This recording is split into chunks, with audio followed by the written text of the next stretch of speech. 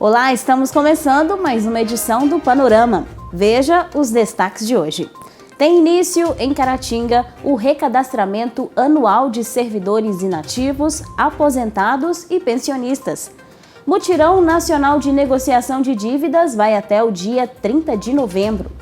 Inadimplência nos pequenos negócios atinge menor nível da história. Vamos falar também dos impactos que o reaproveitamento do plástico causa no meio ambiente. Tudo isso e muito mais você acompanha a partir de agora. O Panorama está no ar.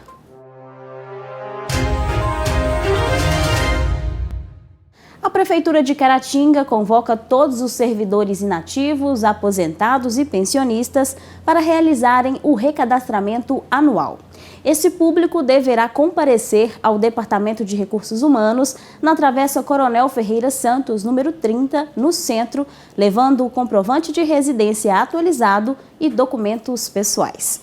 O Departamento de Recursos Humanos está realizando o recadastramento de todos os servidores inativos e pensionistas da Prefeitura de Caratinga. Os servidores deverão comparecer no Departamento de Recursos Humanos levando o comprovante de residência atualizado e os seus documentos pessoais. Se por algum motivo esse servidor não puder comparecer por motivo de doença, precisa ser comunicado ao departamento, porque vamos deslocar um servidor para ir até a sua residência para realizar esse recadastramento. Esse servidor também poderá ser representado por um procurador legalmente habilitado com poderes específicos para realizar esse recadastramento, através do instrumento público. Esse recadastramento será realizado até o dia 30 de novembro e o servidor que não comparecer terá o seu benefício suspenso até que seja regularizada a sua situação. Caso o servidor não possa comparecer por motivo de doença, ele deve entrar em contato com o Departamento de Recursos Humanos pelo telefone 33 33 29 80 73. Ao longo deste mês, pessoas endividadas de todo o país terão a oportunidade de limpar o nome. O Mutirão Nacional de Negociação de Dívidas oferece descontos e parcelamentos especiais até o dia 30 de novembro. Veja. De acordo com o mapa da inadimplência do Serasa, o Brasil registrou mais de 67 milhões de devedores em agosto deste ano. Cerca de 28% corresponde a dívidas de cartão de crédito, cheque especial, empréstimo ou financiamento bancário. Para o coordenador do curso de administração do UNEC, esse é um reflexo da falta de planejamento financeiro. Essa facilidade, hoje do crédito. Então acaba proporcionando erros, Não tem um controle, não tem uma educação, não temos uma medida preventiva em relação a isso, que é muito importante. As pessoas que tomam um crédito e não conseguem arcar têm os seus problemas, mas as pessoas também que fazem o empréstimo, que dá a facilidade, também deveriam ter suas responsabilidades. A questão financeira ela é prejudicial tanto para quem tem um alto poder de renda como a baixo poder de renda.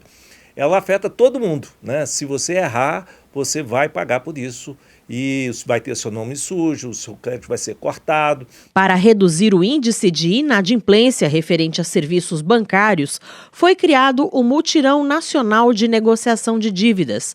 A iniciativa é uma parceria entre o Banco Central, a Federação Nacional dos Bancos e a Secretaria Nacional do Consumidor, juntamente com as unidades do PROCON de todo o Brasil. As negociações podem ser pedidas por meio da plataforma consumidor.gov.br ou pelos canais diretos das instituições participantes. Essa, em específico, aí, de novembro, está sendo as dívidas de banco. Cartão de crédito, principalmente, que o juros do cartão de crédito é muito alto. Agora, as pessoas têm que prestar atenção. Se ele não adianta negociar, se ele não vai conseguir fazer o pagamento das parcelas. Então, se ele está com essa dificuldade, as pessoas devem procurar o PROCON, avisar que não tem essa condição para ter. Hoje tem uma lei de superendividamento, Procure o PROCON, se você achar melhor, procure um advogado de sua confiança, um advogado especialista nessa área. Hoje há a oportunidade de fazer uma negociação melhor. Agora, se você tem a condição, está um momento apertado, é uma coisa de curto prazo, então é melhor negociar diretamente com o banco, com as agências, vai no seu banco, negocia, os gerentes lá possivelmente já estão preparados para atendê-lo. Agora, não negocie se você não tem condição de arcar, porque aí a segunda e a terceira oportunidades vão ficando mais difíceis aí. O professor alerta ainda para a chegada da Black Friday e do Natal, 2 datas em que o consumidor pode cair em armadilhas. O momento é propício, nós estamos na véspera do Natal aí, até para poder a pessoa limpar o nome e poder comprar novamente, né? Porque a economia vive disso, de compra e venda. A economia é o movimento da economia. E quando as pessoas estão impossibilitadas, acaba prejudicando tudo, né? Toda essa parte econômica. Então, nós temos outros impostos, IPVA. Para a gente começar bem, é fazer um planejamento orçamentário, fazer um planejamento olhando as prioridades, não gastando mais do que arrecada, procurar poupar um pouquinho para poder ter um ano tranquilo, um ano que você possa não ter esse problema financeiro. Ele conta também que o curso de administração do UNEC está preparando uma cartilha de educação financeira que será distribuída em Caratinga. Para a população de baixa renda, de média renda e de grande renda. Nós estamos lançando aí, fazendo um trabalho maravilhoso, os professores e os alunos. A cartilha é justamente isso, é a prevenção, é não deixar entrar nas dívidas. A porcentagem de microempreendedores endividados chegou no menor nível da história. O índice é de 24%, segundo um levantamento realizado pelo Sebrae em conjunto com o IBGE. Desde o início da pandemia, em março de 2020, o Sebrae analisa o impacto da crise sobre os pequenos negócios, sobretudo em relação às dívidas. A maior taxa de inadimplência aconteceu justamente no início da crise sanitária, entre maio e julho, quando ficou em 41%. Com a retomada da economia e a volta gradual à normalidade, o número diminuiu. Além disso, o último levantamento também mostra que 37% dos pequenos negócios estão com as dívidas sob controle, enquanto 39% não apresentam dívidas. Você tem uma padaria, um e-commerce, um blog, uma loja de shopping, uma loja de roupa, uma indústria. O segredo de qualquer negócio é um só: fluxo de caixa positivo. Pode ter o melhor produto do mundo, pode ter a melhor equipe de vendas do mundo. Se o teu negócio não gerar fluxo de caixa positivo todos os meses, você vai ter problema. Porque o fluxo de caixa, que é o controle da entrada de dinheiro com o controle da saída do dinheiro, se ele não for positivo sempre, o teu negócio vai estar sangrando. Sempre que o fluxo fecha no negativo, o teu negócio sangra. O feminicídio, infelizmente, ainda segue matando um número muito grande de mulheres no nosso país. O quadro Pense Direito de hoje traz algumas questões sobre o tema que você acompanha a seguir. Feminicídio é um crime que gera muitas dúvidas, que infelizmente ainda assola o nosso país, assola o mundo como um todo. Os casos, infelizmente, permanecem em relação ao feminicídio. Apesar dos esforços legislativos que acontecem para poder aumentar as penas, aumentar o combate a esse tipo de conduta, ela ainda permanece na nossa sociedade. O que é, então, o feminicídio?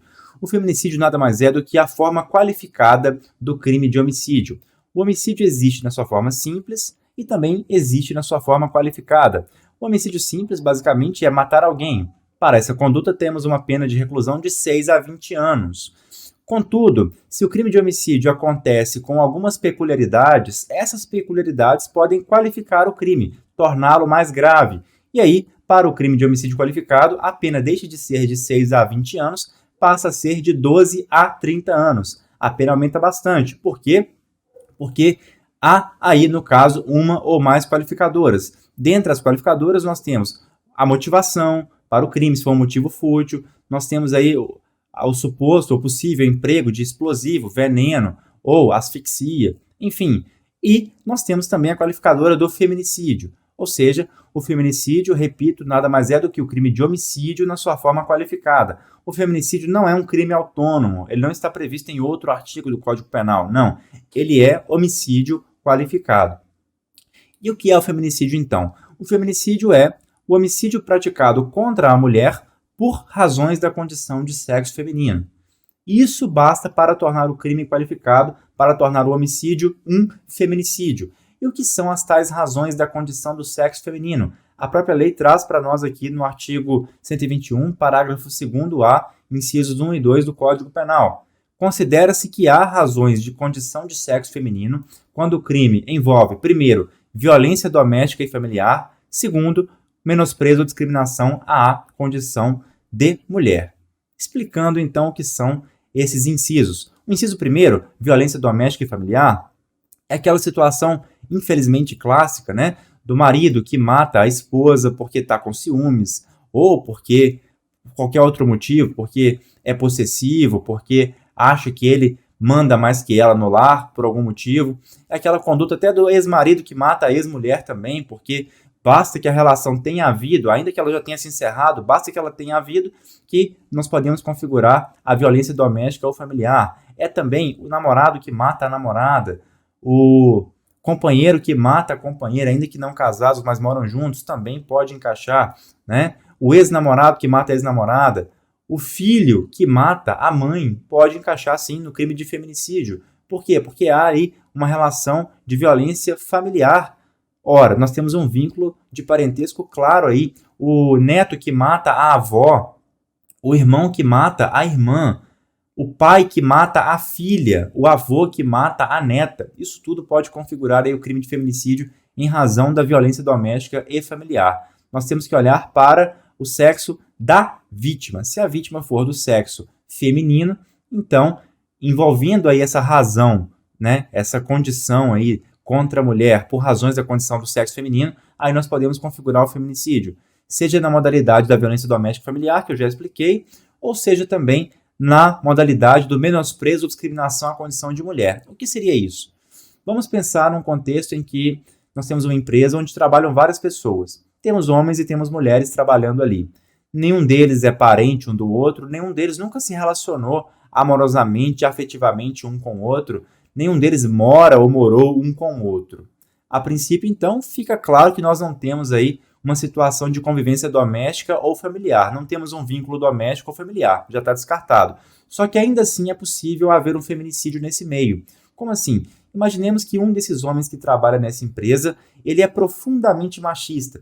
Ele entende que as mulheres são seres inferiores na cabeça dele, e ele entende que por isso ele manda nas mulheres, ainda que ele não tenha uma relação de superioridade hierárquica naquela empresa, ele acha que só por ser homem ele manda em todas as mulheres, sejam aquelas que estão acima dele hierarquicamente ou até no mesmo nível dele hierarquicamente naquela empresa.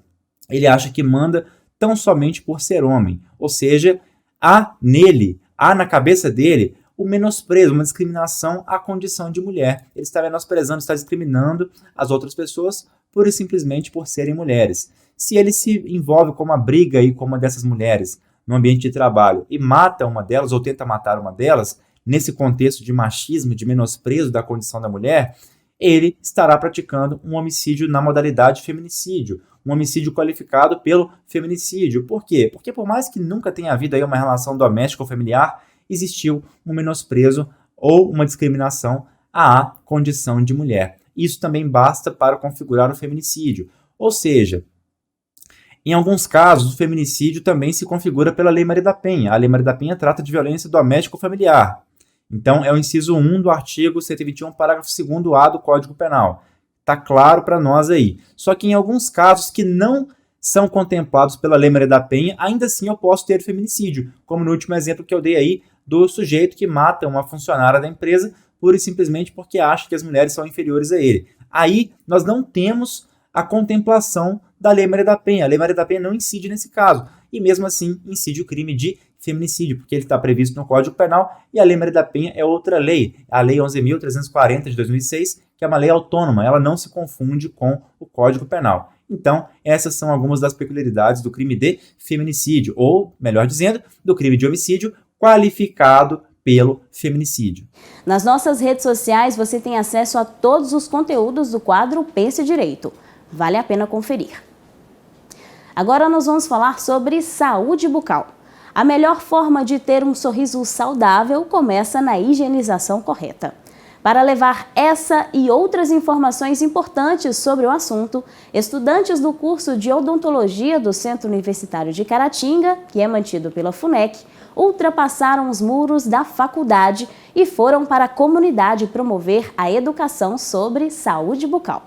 Cuidar da saúde bucal deve fazer parte da rotina diária. Uma boa higienização pode ajudar a prevenir uma série de enfermidades na saúde integral do corpo, influenciando até mesmo no emocional e na autoestima.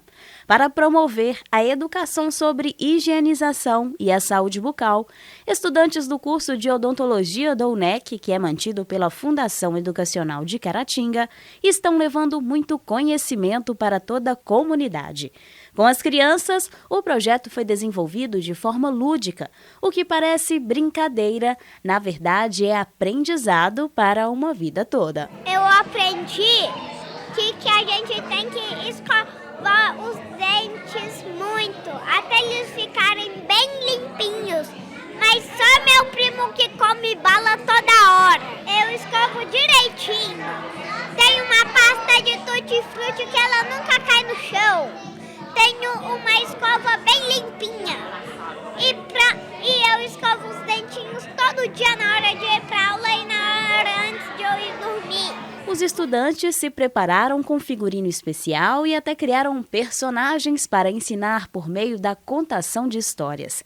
Assim, eles levaram informações preciosas de forma dinâmica. É uma experiência nova, apesar de eu já ter uma aptidão um pouco, com as crianças, é uma experiência nova, E cada dia que a gente vem para ensinar e acaba saindo com ensinamentos deles também, Na verdade, a gente vem com uma tática e chega aqui e muda completamente, Eles são muito curiosos, perguntam muito, Então você tem que ir contornando a situação ali, porque eles são bem espertinhos. A gente buscou trazer o conhecimento de forma que eles conseguissem entender e brincar ainda com a gente, Através da fadinha, o super dentino que a gente tem, para que eles se sintam mais abraçados na hora de aprender, a escovação, na hora de escovar de verdade e os hábitos que eles precisam ter para a alimentação. O projeto desenvolvido pelos estudantes do curso de odontologia do UNEC faz parte da disciplina prática como componente curricular. A disciplina prática como componente curricular vem com essa proposta de unir a teoria com a prática. E hoje os estudantes eles estão aqui para trazer para a prática o que eles estão aprendendo na sala de aula.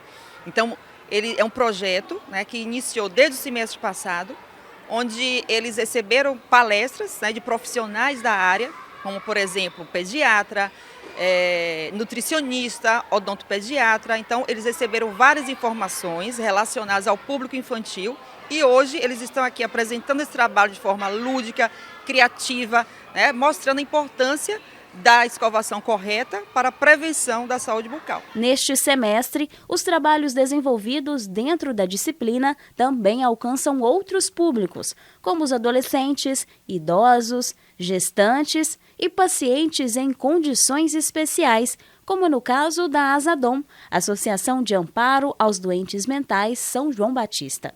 Tudo feito com muita criatividade e dedicação. Cada período do curso de odontologia do UNEC vai trabalhar com um público diferente.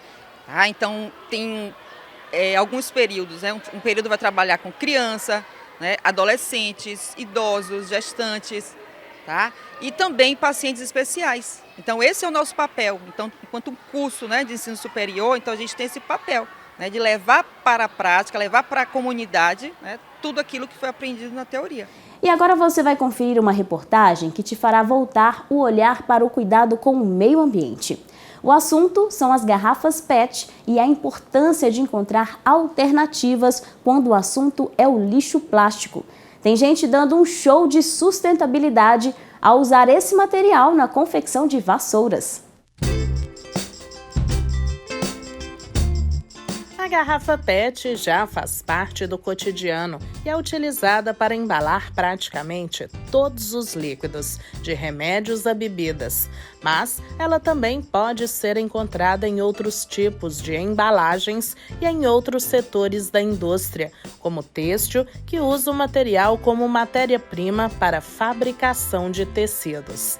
Mas, apesar de ser um produto 100% reciclável e de baixo custo de produção, a fabricação e o descarte inadequados fazem com que ela represente grande risco de danos ao meio ambiente e à saúde humana.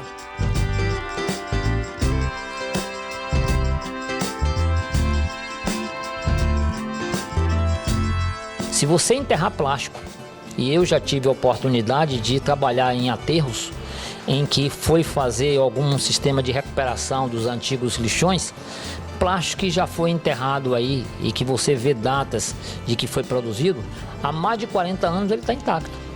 Então não se pode precisar que ele vai degradar com 5 anos, 10 ou 50. Certo é que provavelmente muitas das gerações que estão por vir, eles ainda terão que conviver com esse passivo ambiental, que é a questão do plástico, que está muito mal resolvido no planeta.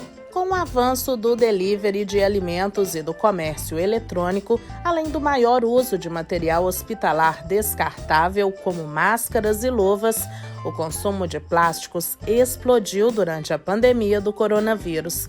O aumento do volume de lixo plástico é bastante problemático num país onde apenas 1,28% desse material é reciclado. O Brasil ainda, lamentavelmente, na quase totalidade dos municípios brasileiros, ele ainda descarta, dentre outras coisas, plástico, que é perfeitamente reciclável. As garrafas PET podem ser reutilizadas de diversas maneiras, e essas embalagens plásticas estão entre os principais materiais reciclados no país. Além dos benefícios ambientais, a reciclagem de garrafas PET tem inspirado iniciativas empreendedoras. Por meio de um curso, a família de Josélia aprendeu a fazer vassouras com garrafas de plástico. E, pelo menos, na zona rural de Iapu, esse material tem outro destino. Meu pai fez um curso, do Senar, e através daí ele aprendeu a fazer as vassouras com a garrafa PET. Bem mais em conta, É mais econômico, dura mais e durabilidade melhor. Por dia dá para fabricar 8 vassouras. Além de gerar renda, a iniciativa tem como finalidade acabar com o descarte das garrafas naquela localidade, hábito que pode gerar vários problemas, como a proliferação de doenças. Se, por um lado, o valor baixo das garrafas no mercado não tem estimulado a coleta, o reaproveitamento criativo, que dá ao material diferentes e inovadoras utilidades, pode ser a solução para aumentar ainda mais o número de embalagens PET pós-consumo destinadas à reciclagem, além de acabar com os problemas causados pelo seu descarte na natureza.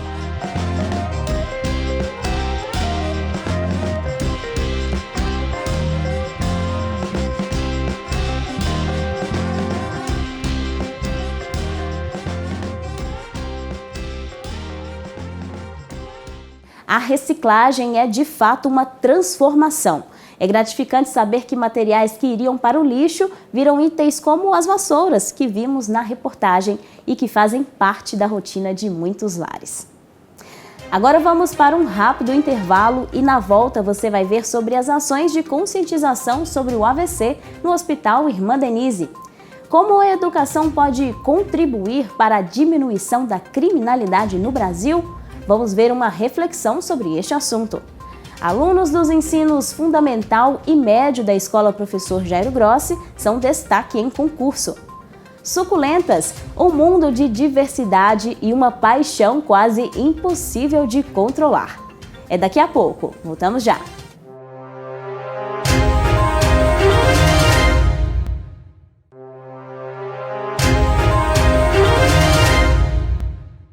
Recentemente foi comemorado o Dia Mundial do AVC.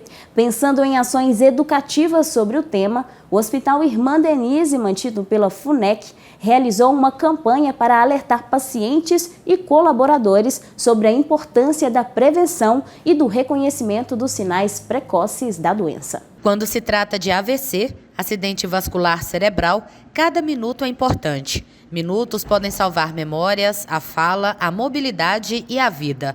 No último dia 29 de outubro foi comemorado o Dia Mundial do AVC e o Hospital Irmã Denise realizou durante todo o mês de outubro uma campanha para alertar pacientes e colaboradores para a importância de perceber os sinais e sintomas da doença e também como agir nessa situação. Durante toda essa semana, nós aqui, a equipe toda do hospital, da parte neurológica, nós estamos promovendo, algumas ações educativas com todos os pacientes, com os familiares, com as pessoas que vêm visitar, todos os pacientes aqui, para tentar divulgar melhor sobre os sintomas do AVC, como reconhecer, como a gente pode prevenir um AVC, o controle das doenças, o controle das comorbidades, que a gente pode estar fazendo para poder ajudar aí nesse reconhecimento. A palestra foi muito importante, e o povo precisa de cuidar mais, e ter uma saúde mais saudável, alimentar coisas boas, e para ter uma vida prolongada, Essa semana é a semana do AVC, que é uma campanha de prevenção e de orientação ao reconhecimento dos sinais precoces do AVC. A gente resolveu unir a parte preventiva do envelhecimento e também aos cuidados do AVC. Muito importante pelo fato de que nós estamos dentro do hospital, então falar sobre a importância do cuidado com o AVC, de você se alimentar bem, de você ter o cuidado, de analisar se na família você tem algum fator genético. É muito importante trazer essa temática para o hospital, onde que é o local que as pessoas buscam a cura, do AVC. Como a educação pode contribuir para a diminuição da criminalidade no Brasil? A seguir, o psicólogo Caio César Gomes faz uma reflexão sobre este assunto. Confira. Como a educação pode contribuir para a diminuição da criminalidade no Brasil? Essa pergunta foi elaborada pelos alunos do curso de psicologia e é uma pergunta extremamente importante, com uma gama de fatores, de variedades que nós podemos discutir aqui. Primeiramente, gosto de citar uma frase de Darcy Ribeiro, um antropólogo, sociólogo, político extremamente importante na educação do Brasil. Darcy Ribeiro dizia, já na década de 80, que se os governos não investissem em escolas, em 20 anos faltariam dinheiro para investir em presídios no Brasil. Essa frase foi extremamente importante e Darcy Ribeiro foi muito feliz nessa fala e, infelizmente, é a realidade que nós vemos hoje. Então, para a gente começar a falar de educação, da importância da educação em relação à criminalidade, a gente precisa primeiro entender um pouquinho a criminalidade no Brasil. Ter uma noção de criminalidade descolonializada, uma noção de criminalidade brasileira. Então, no Brasil, hoje, nós sofremos grandes situações em relação à criminalidade. Se a gente for pegar, por exemplo, os homicídios do Brasil, no último ano, os dados do Atlas da Violência, aproximadamente 45 mil homicídios, nós tivemos aí mais de 55% da população sendo os jovens, o público-alvo desse homicídio. Se nós pegarmos a população de encarcerados no Brasil, que hoje ocupa a triste colocação de terceiro lugar entre os países do mundo que mais se prende, nós temos a grande maioria dos presos pessoas jovens. E aí eu digo de 18 a 25 anos, de pessoas da raça negra, de pessoas que vivem em condições de vida no Brasil marcada pela desigualdade, pelas questões econômicas. Então, quando a gente pensa em educação, ela é extremamente importante no nosso país. Quando a gente olha para os dados, quando a gente olha para o espelho que é o retrato da criminalidade no Brasil, nós vemos a importância do investimento na educação. Nós entendemos a importância de educação para todos. Então, sim, a educação ela é extremamente importante para que a gente consiga combater, que a gente consiga melhorar a criminalidade no Brasil. E quando eu digo educação, eu gosto sempre de citar a Lei Diretriz e Base da Educação Brasileira, que educação não é algo somente da escola, mas educação é um processo que acontece também na família, na sociedade, na comunidade. E educação, é claro, também nas escolas, mas educação ela não se restringe somente ao ensino das questões relacionadas à lógica, à linguística, mas a educação ela também está muito ligada aos valores, principalmente aos princípios que essa lei traz, que é a educação vinculada à cidadania, a educação vinculada à formação integral dos alunos e das pessoas e ao mercado de trabalho. Então, sim, a educação é extremamente importante, pois é a partir da educação que nós abrimos sentidos, oportunidades, que nós possibilitamos um país mais democrático. Então, sim, a educação ela é extremamente importante ao combate da criminalidade. O nosso país, ele sangra, ele sofre, ele chora todos os dias por falta de oportunidade, por falta de igualdade, por falta de trabalho, por falta de educação. Precisamos de escolas com mais sentidos, mais engajadas na realidade brasileira, mais engajada na realidade do nosso povo. Isso sim é algo extremamente importante para que a gente consiga pensar em uma salvação para o nosso país. Mais educação, mais livros, mais estudos, mais valores, mais princípios, mais comida na mesa das famílias. Isso é extremamente importante para o combate à criminalidade. 7 alunos dos ensinos fundamental e médio da Escola Professor Jairo Grossi, mantida pela FUNEC, se destacaram com o primeiro lugar no concurso de redação e frase promovido pela Secretaria de Educação de Caratinga com o tema Paz no Mundo. E esse ano, nossa escola, mais uma vez, tivemos o privilégio de ter 7 alunos classificados dentre as escolas particulares de Caratinga. Essa escrita do texto, ela coroa todo um trabalho que fazemos aqui em Caratinga e principalmente na nossa escola com relação à mentoria e repertórios, com relação à escrita de texto, com relação a todo um trabalho que a gente tem feito aí com essa questão da argumentação. E com os treinamentos, com toda a mentoria que a gente vem tendo com ela, a gente pôde fazer esses textos aí e conseguir essa colocação no mérito estudantil. Nós começamos todo esse processo na educação infantil, na nossa base. Lá no mini maternal, quando a criança entra aos 2 anos de idade, nós já começamos a trabalhar essa produção escrita, argumentos na criança, quando a gente conta uma história, pede o reconto, a participação da criança, isso já vai ali alimentando a base que a criança tem para a construção, para a produção de um texto no dia de amanhã. Parabéns aos alunos pelo trabalho e por esta conquista. Um mundo de diversidade e uma paixão quase impossível de controlar. Assim são vistas as suculentas, plantas que se tornaram as queridinhas de muita gente. E se a procura aumenta, quem cultiva para vender tem só a comemorar. Elas são lindas, delicadas e existe tanta, mas tanta variedade que é difícil escolher uma preferida. Por isso, quem começa a cultivar as suculentas logo se vê um apaixonado por elas. E aí, o caminho é bem curto para se transformar em um colecionador. Afinal, comprar essas belezinhas se torna até um vício. Mais ou menos 1 ano atrás eu comecei a cultivar junto com a minha namorada, que hoje é a minha esposa. E desde então eu acho que deve ter uns 30 mais ou menos. E a gente está aumentando um pouquinho mais a coleção hoje. São mais de 11 mil variedades catalogadas. Um prato cheio para quem sempre quer ter uma diferente. Todas têm o nome científico, mas algumas ganharam apelidos para facilitar a identificação. Um exemplo é a orelha do Shrek, orelha do Mickey ou a suculenta pata de urso, cada uma com sua particularidade. Mas todas têm uma característica em comum que define a planta: a capacidade de armazenar água.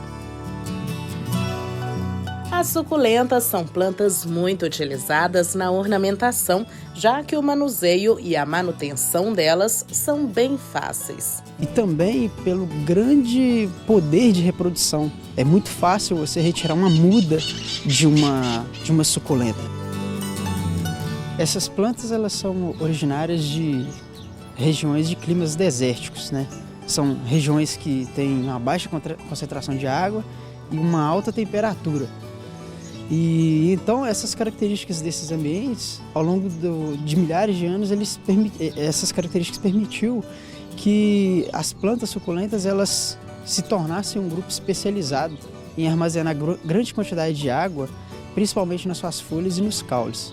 Hoje em dia é muito comum utilizarmos algumas suculentas como plantas medicinais e cosméticos, como o bálsamo, né, é um exemplo, e a famosa babosa. E você sabia que todo cacto é uma suculenta, mas nem toda suculenta é um cacto?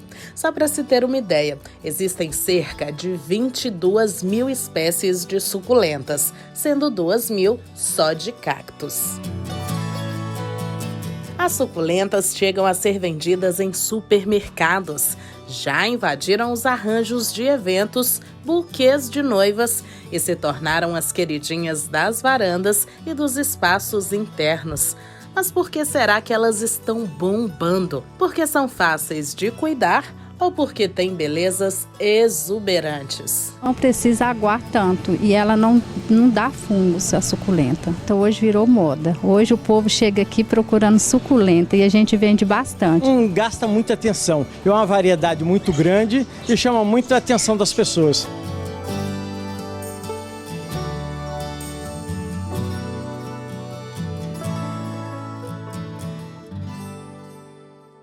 Mais uma informação, você sabia que a suculenta é considerada purificadora de ar e ainda guardiã de ambientes?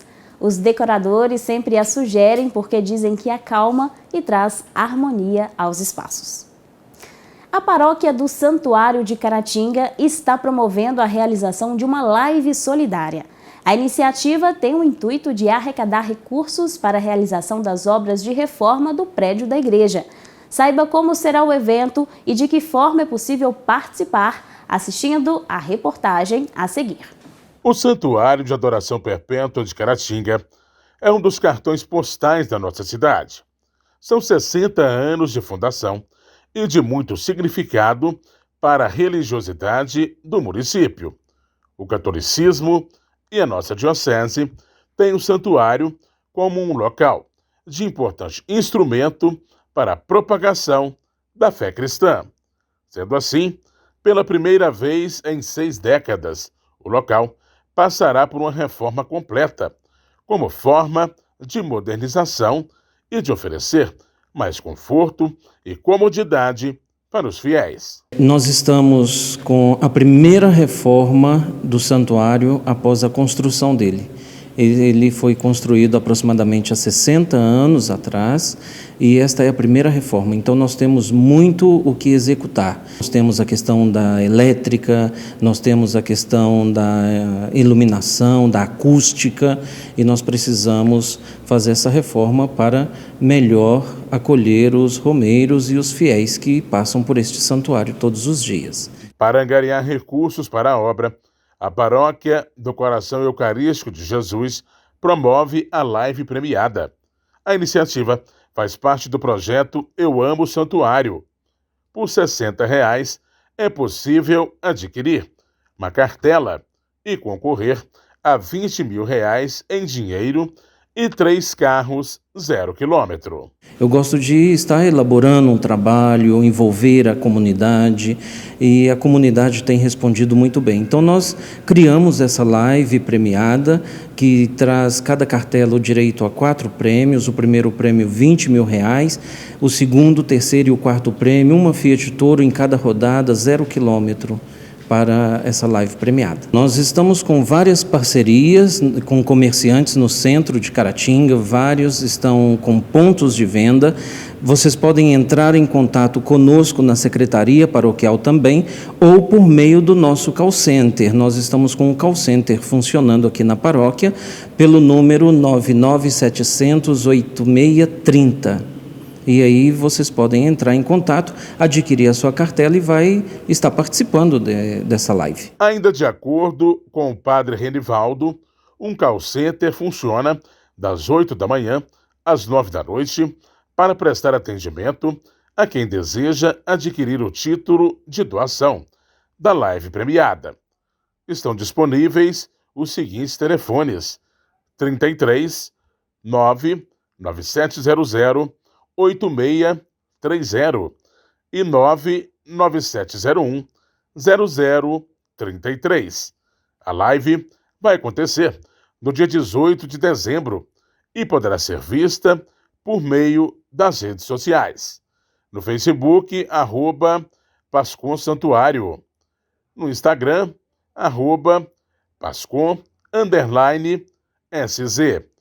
Pelo YouTube do Santuário de Caratinga e através do site www.santuariodecaratinga.com.br. É uma live 100% online. Ela não tem presença do público. Se você adquire a sua cartela e no dia do sorteio você não pode acompanhar pelas redes sociais, não tem problema, nós vamos estar entrando em contato com as pessoas. Um exemplo, alguém comprou uma cartela em Fortaleza, o sistema vai identificar, nós temos uma cartela armada em Fortaleza, a gente já vai pegar os dados direitinho da pessoa, fique atento, a sua cartela está armada. Então, assim, nós vamos estar nos divertindo, descontraindo, porque apesar de estar passando por um momento tribulante, né, na nossa sociedade, nós vamos estar também levando o povo a um momento de descontração nessa live. Entrando em contato conosco, a pessoa pode fazer a transferência ou fazer o pagamento via Pix, envia o comprovante para a gente, nós vamos gerar o boleto, a cartela, né, que é esta cartela aqui. Nós precisamos do nome completo, número de telefone, endereço, nós geramos em PDF e enviamos no celular da pessoa. Fica aqui então a dica para participar desta ação em que você, além de ajudar, concorre a vários prêmios. E o panorama de hoje vai chegando ao fim. Agradecemos a sua audiência e lembramos que você pode seguir acompanhando as notícias nas nossas redes sociais. A todos, uma ótima noite. Te esperamos na próxima edição. Até lá!